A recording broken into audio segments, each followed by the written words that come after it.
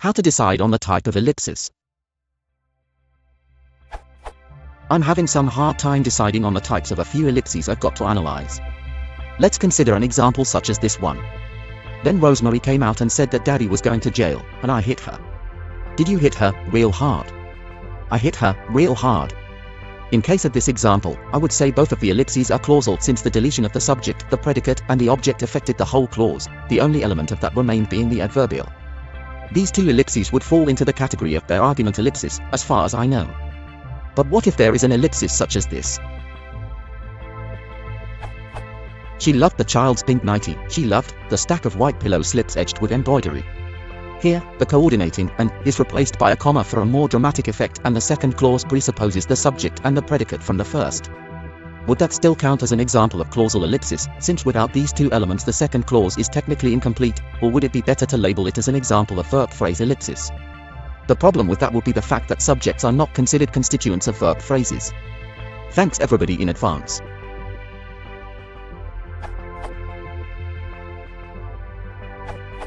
The first example cited in the post is clausal ellipses, of course, but I am more inclined to regroup it in the subcategory of answer ellipses. If we closely observe the instance, we would find that two sentences are elliptical. Did you hit her real hard? I hit her real hard. The first sentence is a question, but, take my word, it has a disguised / latent answer which is echoed in the latter. So both are answer fragments. Answer ellipses can do with just an adjunct / adverbial even.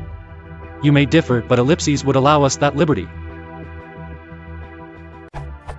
As regards the second example, we may call it clausal or textual ellipses in general and a case of gapping ellipses in particular. It cannot be a VP as in that case, a non-finite VP is elided and the ellipses must be introduced by an auxiliary verb / participle, to. Whereas, in gapping ellipses, redundant materials often contain a finite verb. An example. John can play the guitar, Mary, the violin. However, an ellipsis is sense without sensibility, form, a respite for us, isn't it?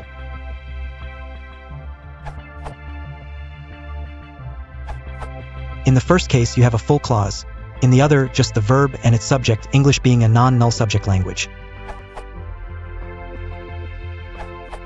I am not sure it will help since yours is a matter of rhetorical devices, but have a look at some of the answers I received on a similar issue, especially at the one about conjunction reduction. INM.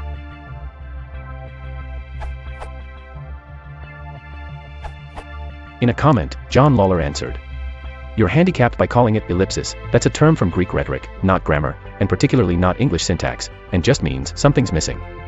Categorizing ellipsis is a losing game, since it's already been done by categorizing deletion rules. There are a lot of them, and they operate on different structures, under different conditions, with different words, and no doubt for different purposes, though they all shorten utterances by omitting expectable material.